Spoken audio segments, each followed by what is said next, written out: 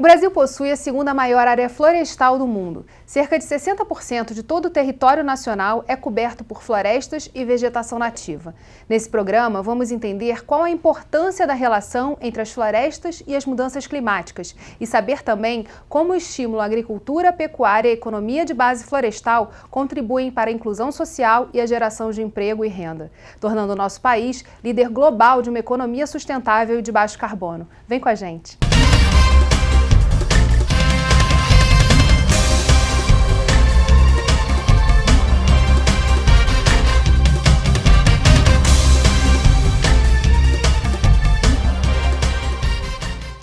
O Rio em Foco recebe o sócio fundador da Bolsa Verde do Rio de Janeiro, Maurício de Moura Costa, e a presidente do Conselho Deliberativo do Instituto Ethos, Celina Carpe. As mudanças climáticas são um dos maiores desafios da humanidade. O desmatamento, a degradação e a perda de cobertura florestal respondem por cerca de 10% das emissões globais de gases de efeito estufa. Ainda assim, o nosso país tem tudo para ser um líder de uma economia com bases sustentáveis. Mas é preciso assumir um compromisso, e é o que algumas organizações vêm fazendo para mobilizar governos, sociedade civil e segmentos empresariais. Vamos ver.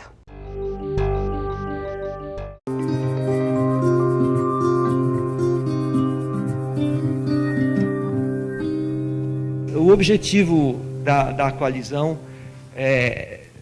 nasceu no finzinho do ano passado, quando a gente começou a perceber que havia necessidade de uma reunião da sociedade para tratar das questões de mudanças climáticas sob a ótica da oportunidade que isso pode representar para o nosso país, para o mundo empresarial brasileiro, para o mundo da sociedade civil brasileira. A coalizão em si talvez não tenha tido até o momento a percepção do seu significado. Reunir pessoas que têm conflitos de interesse, perspectivas divergentes, que não mais produzem a ruptura, mas que buscam uma convergência, trazem mais inteligência, mais ciência, para entender essa realidade mais complexa, para então encaminhar instrumentos de gestão, providências que permitam a gente dar conta de um diagnóstico e de providências dessa nova complexidade. Os assuntos que nós estamos assinando aqui como compromisso são fundamentais. A coalizão, na minha avaliação, vai fazer muita diferença na agenda ambiental, social, econômica e climática do Brasil. Nenhum outro país conseguiu pôr business e sociedade civil organizada para discutir claramente interesses comuns. Isso aqui é uma grande notícia, quer dizer, uma grande notícia de uma sociedade amplamente articulada, sem viés partidário, sem projeto de poder, mas com um projeto de transformação.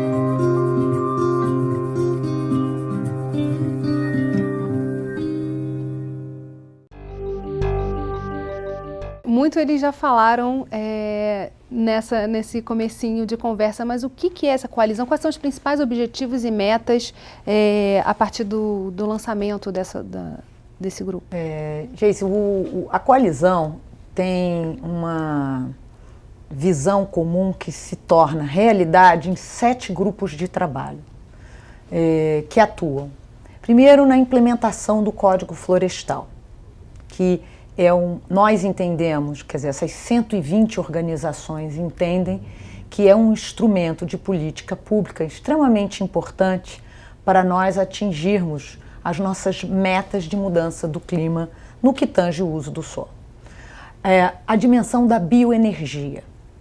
Trabalhamos com uma meta importante de articular este setor, que vem desde cana, açúcar e álcool, até cavaco de eucalipto, quer dizer, os diversos recursos para produção de energia não fóssil. A dimensão de precificação de carbono, valoração de serviços ambientais, a agricultura de baixo carbono. Então, esses grupos de trabalho, eles na realidade instrumentalizam com políticas concretas o que é que pode ser feito no Brasil hoje, em termos de políticas públicas, em termos de investimentos privados. Como vai ser essa conversa entre essas instituições e esses grupos de trabalho com o poder público? Isso já está se falando? Quer dizer, como é que isso vai ser apresentado e essas políticas que são necessárias para colocar o Código Florestal e outras ações em andamento?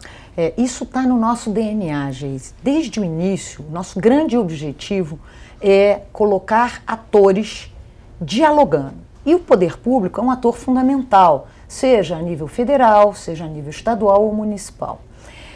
Quando a coalizão inicia suas primeiras reuniões, lá em dezembro de 2014, também começamos no diálogo com o governo da época, porque havia um objetivo fundamental, que era o Acordo de Paris. Como é que o Brasil se posicionaria em termos de metas? Era uma enorme dúvida se teríamos metas ambiciosas. E a coalizão participou de diversas reuniões, demonstrou com estudos técnicos, através dos seus membros, que nós poderíamos ter metas ambiciosas. Que, como hoje nós estamos vendo, foi um processo de enorme sucesso a nível mundial. Agora, os países têm que implementar essas metas. Então, agora, a coalizão tem trabalhado no pós-Paris, no que nós chamamos pós-Paris. E esse pós-Paris quais são os passos de política pública e privada que serão necessários para tornar aquelas metas, sejam os 12 milhões de hectares de restauração, sejam as metas que inclusive envolvem as cidades, metas que envolvem a área de pecuária, em realidade. Esse é o atual momento da coalizão. E como dar esse senso de urgência a um assunto que é tão importante, que são as mudanças climáticas e todas as consequências que a gente vê acontecer, principalmente para a população mais pobre?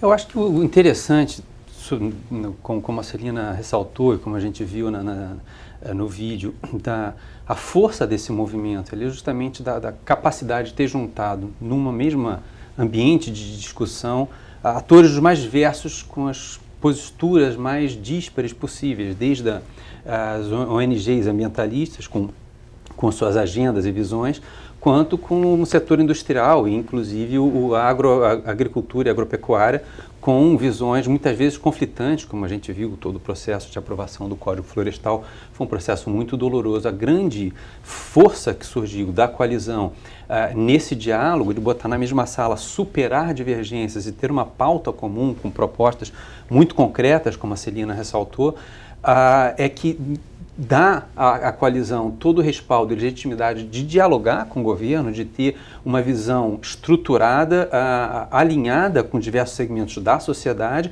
e poder dialogar, pautar, puxar a agenda do governo e nesse diálogo que está no DNA da coalizão. A gente vai fazer um rápido intervalo e voltamos já. Rio em Foco aqui, política e economia caminham juntas.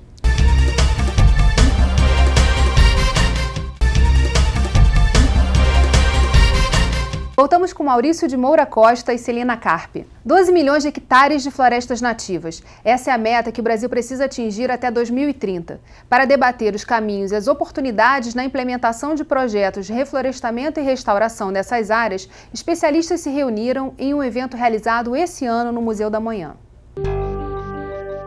Oportunidades econômicas no contexto das mudanças climáticas. Esse foi o tema do evento realizado pela Coalizão, com o apoio de instituições como o CEBED e Conservação Internacional. Durante o encontro, foram discutidos os principais desafios que o Brasil precisa enfrentar para fazer parte de uma economia florestal fortalecida e a relevância de trazer esse debate para o estado do Rio. Colocar o tema de mudança climática, restauração, novo Código Florestal, o cadastro ambiental rural, todos esses temas, mesmo no momento de crise, é fundamental, porque você tem uma nova agenda no mundo todo, uma agenda de baixo carbono, que é uma grande oportunidade para o Brasil. E não só pela grande oportunidade para o Brasil, por exemplo, em relação a florestas, em relação à agricultura, que está claro que o Brasil é líder nesses aspectos e pode ser, por exemplo, um sumidouro de carbono, ou seja, vale a pena investir no Brasil porque o preço da tonelada de carbono em floresta, né, como sumidouro é mais barato do que outros mecanismos tecnológicos, mas não só é por isso, também porque você tem, por exemplo, no Rio de Janeiro, uma série de produtos muito ricos, né? A gente tem, por exemplo, aqui no Gandu, que fornece água para a maioria do estado, a gente está fazendo um projeto, o SEBED está fazendo um projeto lá sobre infraestrutura verde. Por que isso é importante, né? Você está começando a ver não só nessa nova agenda, não só do lado do dano, de quando isso já acontece, a água é poluída ou tem a falta d'água. Não, como é que a gente preserva, como é que a gente conserva esse ativo que tem valor, né, que cada vez mais está sendo discutido esse valor, como a água limpa e potável, por exemplo, né, para todo mundo. Como é que a gente faz isso? Então a gente está começando a fazer isso, por exemplo, no Rio de Janeiro, né, na Bacia do Gandu, lá em parceria com a TNC, com o governo, com os governos locais, com a sociedade, porque você tem que fazer uma aliança de toda a sociedade para esse desafio. O Brasil tem uma meta de recuperar 12 milhões de hectares até 2030 de florestas nativas, tá? E uma segunda meta que é de zerar o desmatamento ilegal até 2030. Eu acho que a gente tem que ser muito mais ambicioso do que isso. Zerar o desmatamento ilegal até 2030 significa dar um prazo de 14, 15 anos para cumprimento da lei. Eu acho que o Brasil precisa, na realidade, cumprir essa lei muito antes disso. Então a gente tem que ser mais agressivo do ponto de vista de reduzir o desmatamento ilegal e acabar com ele de uma vez por todas, até por uma questão moral. O Brasil é um país que precisa de solos para produzir agricultura. Grande parte do PIB brasileiro está ligado ao uso do solo. Então a gente tem que aproveitar bem e manter bem esses solos. E isso não pode esperar 2030, a gente tem que fazer isso agora. Tudo que se fala a respeito de restauração e reflorestamento tem que ser levado em consideração a questão do custo. Esse custo já está estimado? Existem estimativas, foram feitos levantamentos e trabalhos em termos de quanto custaria fazer o reflorestamento, a restauração dos 12 milhões de hectares que está no plano nacional, na política nacional, nos compromissos internacionais e no próprio Código Florestal. Estima-se algo em torno de 40, 50, 60 bilhões de reais. Mas, na realidade, eu acho que a questão é um pouco mal colocada, se posta pela perspectiva do custo, né? Você está falando, no fundo, de oportunidades enormes de investimento, desenvolvimento de negócios e que representam, no fundo, uma realocação ou uma melhor alocação dos recursos. Se você for comparar ou pegar como parâmetro o plano Safra movimenta 200 bilhões de reais por ano, dos quais, para financiamento da produção, dos quais cerca de 10% disso é o incentivo que está embutido nisso, 20 bilhões por ano. Então, o volume de dinheiro existe, é uma questão de você conseguir orientar esse dinheiro para o desenvolvimento de toda a cadeia. Alguns levantamentos até um pouco interessantes, se você for cercar as áreas que precisam da regeneração natural, não tem arame suficiente, não tem produção de ferro suficiente para isso, não tem mudas, não tem extensionistas, não tem serviços prontos para isso. Ora, ao encaminhar todo esse dinheiro, todo esse volume de recursos, você está dando uma capacidade de geração de novas atividades, desenvolvimento econômico em padrões sustentáveis e verdes. Que é um ponto interessante que a Marina fala, são os ativos que o Brasil possui e que precisam ser vistos de forma estratégica, né? A gente não olhar mais como custo, mas como oportunidade de fazer alguma coisa que para o mundo tem valor, né?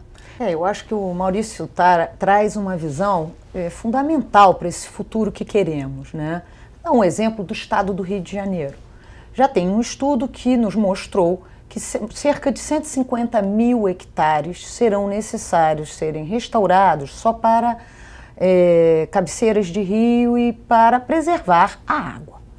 150 mil hectares. Se você colocar um custo médio aí, que se fala, tem vários números, vamos botar 15 mil reais por hectare. É um número que muitas vezes você pode dizer assim, esse número é imenso. Só que já também tem estudos que mostram que maior parte desta área, desses 156 mil hectares, podem ser restaurados apenas por uma atitude de cercar. Quer dizer, é a tal da restauração natural. E que aí, ao longo de 20 anos, nós teremos estas áreas voltando a fazer sua função no ecossistema, de trazer água, quer dizer, preservar os nossos mananciais de água. Agora, Geise, eu acho que tem uma dimensão, que é o que nós da coalizão trabalhamos muito, é qual é o modelo de produção de alimento e preservação de floresta que nós queremos ter e que nós vamos ter no Brasil com esses 12 milhões de hectares. Que não é, muitas vezes as pessoas imaginam uma área cercada e que ninguém toca. Nós temos uma legislação extremamente avançada no mundo, porque hoje um agricultor, um fazendeiro, ele tem dentro da sua área a área produtiva e uma área que é ou de reserva legal ou de APP, área de proteção. Quer dizer, o nosso alimento tem uma característica única no mundo. O nosso alimento preserva os serviços de ecossistema. E isso está embutido no custo do alimento que o Brasil produz, não só para os brasileiros, mas para o mundo. Então, acho que aí tem um ativo que tem que ser claramente valorizado, que o produto brasileiro, a soja brasileira, o arroz, o milho, tem uma característica importante de proteção nas mudanças do clima. E é isso que a coalizão quer demonstrar, que tem uma viabilidade econômica, este ciclo de produção, para que outros países copiem. Agora, a gente está falando aqui das oportunidades. Em relação ao que a gente tem disponível hoje de linhas de crédito e financiamento para esse tipo de atividade, o que tem é suficiente ou precisa se pensar também numa forma de ampliar? Olha, eu acho que o Maurício falou do Plano Safra. É um instrumento excelente de política pública. Então, como é que, por exemplo, nós poderíamos usar o próprio Plano Safra, que hoje já é o instrumento para a agricultura, para que ele gere um ciclo virtuoso para a agricultura de baixo carbono? Por exemplo, o Código Florestal, após o cadastro, né, ambiental, o cadastro ser aprovado, que agora foi inclusive estendido até 2017, mas com o cadastro feito, o que você poderia fazer? Criar incentivos para que o agricultor tenha maior subsídio, não só esse 10% que o Maurício mencionou, por exemplo, talvez 20%, se ele usar parte deste dinheiro para restauração antes do prazo que a lei obriga, que são 20 anos. Então, existem já hoje mecanismos de política pública e de financiamento que podem criar incentivos dentro destes mecanismos para essa direção e para essa agricultura que nós queremos. A gente vai fazer um rápido intervalo e voltamos já. Rio em Foco aqui, política e economia caminham juntas.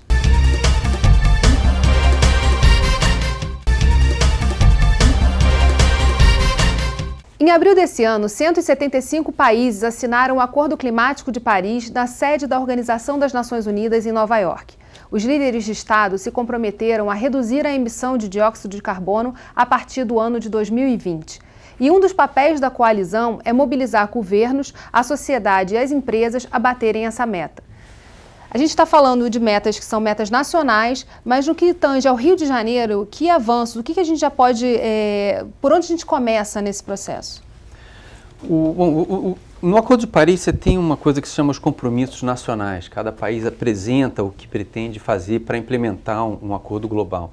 E o Brasil colocou algumas metas, como já foi falado, meta de redução do desmatamento, implementação do Código Florestal, desenvolvimento da floresta como um negócio de floresta, que é um tema, aliás, fundamental, muito pouco falado, que o Brasil tem esse potencial florestal de mais da metade do território composto por floresta, a floresta da região amazônica, fugindo um pouco do estado do Rio, mas já voltamos a ele, a floresta amazônica com todo o seu potencial, e nós temos um aproveitamento insuficiente da floresta, é muito pouco perante o potencial que há, é repleto de ilegalidade, e uma das metas da coalizão dos grupos de trabalho é exatamente aumentar, multiplicar por 10 a quantidade de madeira tropical de manejo sustentável produzida na Amazônia. No Rio de Janeiro, a gente tem uma série de oportunidades que têm que ser levadas em conta. A aplicação do Código Florestal no Rio de Janeiro precisa ser levada adiante. Você tem áreas extensas no norte e noroeste do estado do Rio que precisam de restauro, que precisam recompor as suas APPs, as suas reservas legais. O Estado tem um papel importante em fomentar isso, inclusive por via do Cadastro Ambiental Rural e do ICM Verde, do ICM Ecológico, que a gente não vem, como a Celina estava comentando há pouco.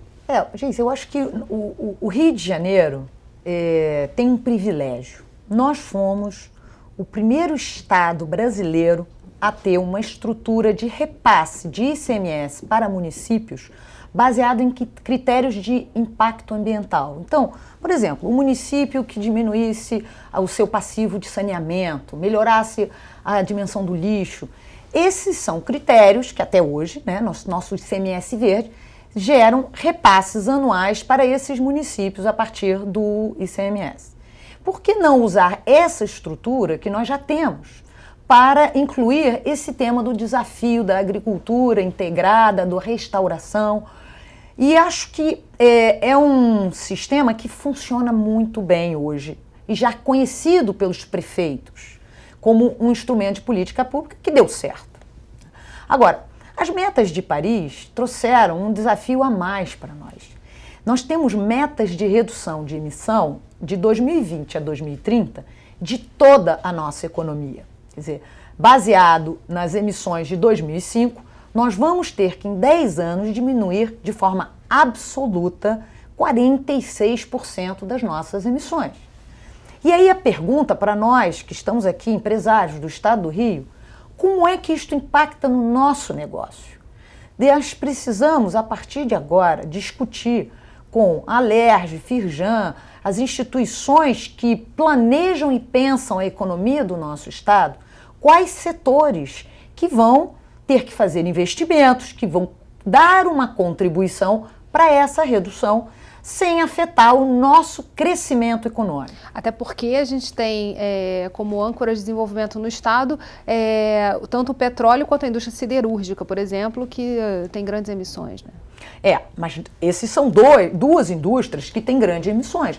Porém, nós temos outras áreas de serviço, que são vocações do nosso Estado, que nós podemos investir. Nós temos o turismo, nós temos polos de desenvolvimento de indústrias que não são emissoras. E eu acho que o maior desafio, que é uma vantagem que nós temos, o uso do solo. Acho que o Maurício falou muito bem. Nós temos muitas áreas. Eu dei o exemplo da área hídrica, são 156 mil hectares de restauração que vão ser, nesta conta, crédito para o Estado do Rio de Janeiro. Porque isso é uma balança. Você emite por um lado, mas você, ao mesmo tempo, capta, você é sumidouro por outro. Então, eu acho que nós, como Estado, temos que começar esse debate, este planejamento, porque, para mim, como empresária daqui do Estado do Rio de Janeiro, isso será uma vantagem comparativa que se transformará numa vantagem competitiva para os nossos produtos e serviços. Esse é um grande debate e é muito interessante porque a gente está falando aí da possibilidade de inclusão social, que até bem pouco tempo a gente ficava assim, só falando das obrigações que os empresários iam ter, dos custos que isso ia gerar para a produção e como isso poderia bater na competitividade do Estado do Rio. Mas quando a gente começa a falar por esse outro viés também, da melhoria da qualidade de vida, né, no nosso território e também da inclusão de pessoas que até assim, vão estar sendo realocadas em outras áreas, é bastante interessante, né? Esse ponto é interessante, trazendo para a questão rural do Estado do Rio de Janeiro, um estado que é composto por muitos pequenos produtores.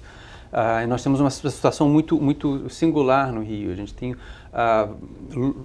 amplos espaços de floresta, de Mata Atlântica preservada e conservada, e tem outras regiões que estão completamente debilitadas, devastadas, em particular, como citado há pouco, o noroeste e nordeste do Estado do Rio de Janeiro.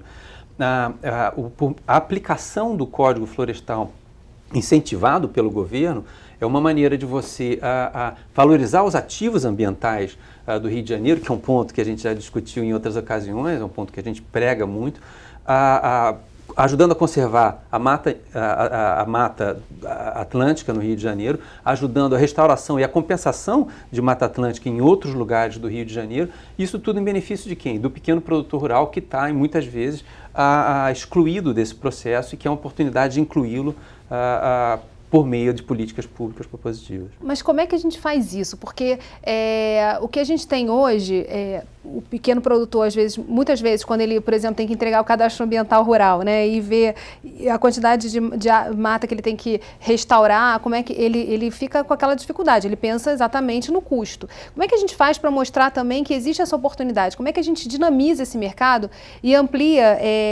para que esses produtores possam entender que eles estão fazendo sim um bom negócio, eles estão investindo em algo que eles vão ter retorno? Bom, para já tem a questão das cotas de reserva ambiental, que ainda não foi comentado aqui. Mas esse mercado está funcionando? Assim, esse mercado está muito precisando da sinalização do poder público. E é nesse ponto que o Estado do Rio de Janeiro tem a capacidade de mostrar o caminho, de dar incentivos, de dar a possibilidade disso acontecer. Como você falou, dos ativos ambientais que existem, dos pequenos produtores que têm suas áreas conservadas, eles merecem ser remunerados por isso e existe um amplo espaço para a negociação desses títulos, desses instrumentos que conservam a floresta do pequeno produtor com remuneração. Isso carece de que exatamente? É regulamentação? Que tipo de sinalização que o Estado precisa dar? Olha, a bem dizer, o Estado do Rio de Janeiro partiu na frente. Foi o primeiro Estado a regulamentar as cotas de reserva ambiental. Estamos avançados no processo do cadastro ambiental rural. Eu diria que falta pouco. Falta uma sinalização aqui ou ali em termos de política, faltam eventualmente políticas fiscais favoráveis, mas falta pouco. Falta realmente vontade de implementar, levar a informação à extensão rural, os órgãos, a Emater, por exemplo, as prefeituras têm esse papel de divulgação. Falta muito divulgação. E você sabe, Geice, nós fomos muito felizes nesse nosso Código Florestal, porque esse produtor hoje, uma vez o cadastro estando definido, que era abril deste ano, quer dizer, o governo postergou para todos até dezembro do ano que vem, o que não é uma boa sinalização, porque cria incerteza, inclusive, no preço da terra. Será que essa lei vai pegar? Quer dizer, as pessoas ficam inseguras. E tudo que nós queremos hoje é clareza, é segurança.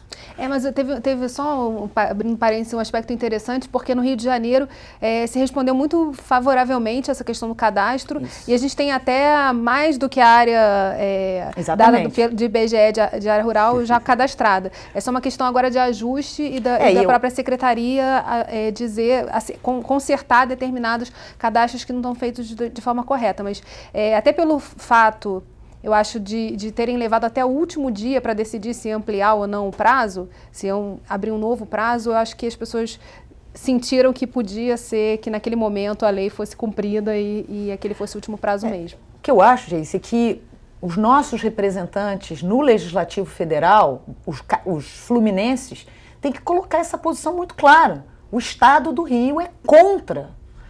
Foi a pressão de outros estados que fez postergar. O Estado do Rio sempre foi a favor de manter abril como prazo limite. E eu acho que isso foi um prejuízo para nós, produtores industriais do Estado do Rio, que já estávamos prontos. Eu acho que talvez uma visão até mais abrangente, eu diria, né, provocando isso que a Celina está falando, as vocações do Rio de Janeiro. O Estado do Rio de Janeiro tem uma vocação que tem que ser explorada e identificada e potencializada ao máximo. Nós somos um Estado com uma vocação turística enorme, abençoados em termos de oferta turística, com a questão ambiental, é um dos nossos ativos, a questão ambiental, em termos de vanguarda ambiental e serviços, quer dizer, a conjugação de serviços, meio ambiente e turismo, para ficar em serviço meio ambiente, a vocação de liderança, de vanguarda em serviços ambientais, é o que pode diferenciar o Estado do Rio, que é um Estado pequeno, mas com potencial enorme. Haja vista que a Convenção do Rio de 92, a Rio+20, a gente tem um protagonismo que a gente não pode deixar passar. Eu acho que esse espírito tem que estar bem capturado pela sociedade, pelos formadores de opinião e pelos nossos políticos e representantes.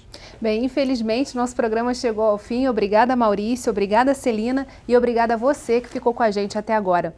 O Rio em Foco quer saber a sua opinião. Escreve pra gente Tem algum assunto que você queira ver discutido aqui? Envie sua sugestão para rioinfoco@lerj.rj.gov.br ou para o nosso WhatsApp 21 98990 4709. E se você gostou desse programa, pode assisti-lo novamente no site www.querodiscutiromeuestado.rj.gov.br e acompanhar a nossa programação nas redes sociais, Facebook, Instagram e Twitter, ou pelo www.youtube.com/alerjtv. TV Alerj, o canal do povo fluminense. Até a próxima.